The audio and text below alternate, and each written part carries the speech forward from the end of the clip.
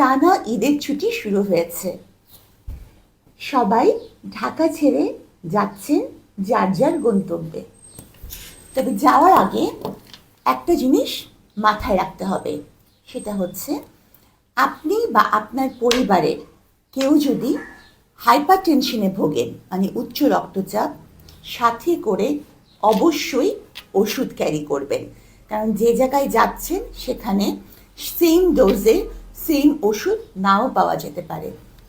Diabetic পেশেন্টরা অবশ্যই ওষুধ সাথে রাখবেন, এবং কারণ যদি ইনসুলিন নিতে হয় তাহলে ইনসুলিনটাও সাথে করে নিয়ে যাবেন। কারণ অনেক জায়গাতেই কিন্তু ওই অ্যাপ্রোপ্রিয়েট ইনসুলিন, অ্যাপ্রোপ্রিয়েট নিডল, ওই ইউনিটের নিডল পাওয়া যায় না।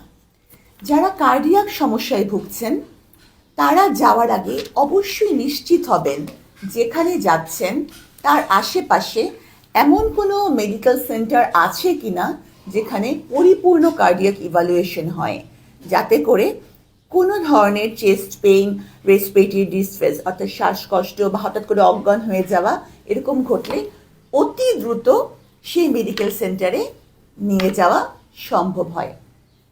এখন যাত্রা পথের ক্ষেত্রে আমি বলবো যে যাত্রা পথে অনেকের কিন্তু লং জার্নিতে পা ফুলে যায়। তো যাদের পা ফুলে যায় তারা বসা অবস্থায় অ্যাঙ্কেলের ব্যায়াম করবেন এবং সম্ভব হলে উঠে দাঁড়াবেন এবং একটু হাঁটবেন। আর যাদের এতেও কন্ট্রোল হয় না তারা বিশেষ ধরনের মোজা পাওয়া যায়, সেটা পরিধান করবেন, এতে করে পায়ের ফোলাটা হবে না। যাত্রা পথে কখনোই খোলা খাবার খাবেন না, একেবারেই না।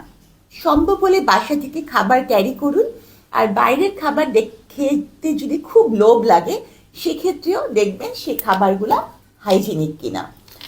আর অনেক সময় বাইরে গিয়ে আমরা ডায়রিয়ায় আক্রান্ত হই, সেক্ষেত্রে প্রয়োজনীয় কিছু ওষুধও সাথে রাখতে পারেন। দেখা যায় কি যে এই সময় আমরা কিন্তু অনেক রিচ ফুড খাই, তৈলাক্ত খাবার খাই, মাংস মানে প্রোটিন বেশি খাই। তো আমাদের যাদের কনস্টিপেশনের সমস্যা আছে এই সমস্যাটা আরও বেড়ে যায়। সেক্ষেত্রে সাথে করে ইসবগুলের ভুসি নিতে পারেন, এবং যাত্রা পথে অবশ্যই হ্যান্ড স্যানিটাইজার সাথে রাখবেন। কিছু যদি খেতে হয় নিজে অথবা বাচ্চাকে খাওয়াতে হয় অবশ্যই হ্যান্ড স্যানিটাইজার দিয়ে হাতটা ক্লিন করে নেবেন।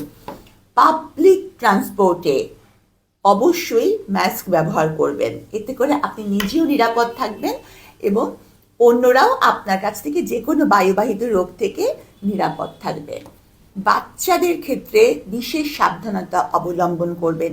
যেখানে যাচ্ছেন অনেকেই মেহমানরা আসবেন, সকলের কোলে বাচ্চাকে যেতে দেবেন না। আর বয়স্ক ব্যক্তিদের রোদে এখন কিন্তু অনেক রোদ, চৈত্র মাসের রোদ, বয়স্ক ব্যক্তিদের যেখানে সেখানে একা ঘুরতে দেবেন না, একটু মনিটর করবেন, কারণ হিট স্ট্রোকে তারা আক্রান্ত হতে পারে। শেষে আমি একটা কথা বলবো যে আপনার সন্তানকে দিয়ে কাউকে বিশ্বাস করবেন না। যেখানেই যাবেন এতটা মশগুল হয়ে যাবেন না গল্পে, আড্ডায়, খাওয়া দাওয়ায়, যে আপনার সন্তানটি কোথায় যাচ্ছে সেটা যেন আপনার নজর এড়িয়ে যায়। সবাইকে আমি ঈদ মোবারক জানাচ্ছি। সবার যাত্রা সুন্দর হোক, আপনার স্বপ্ন বাড়ি যাক, কিন্তু আপনি থাকুন বাস্তবের সাথে।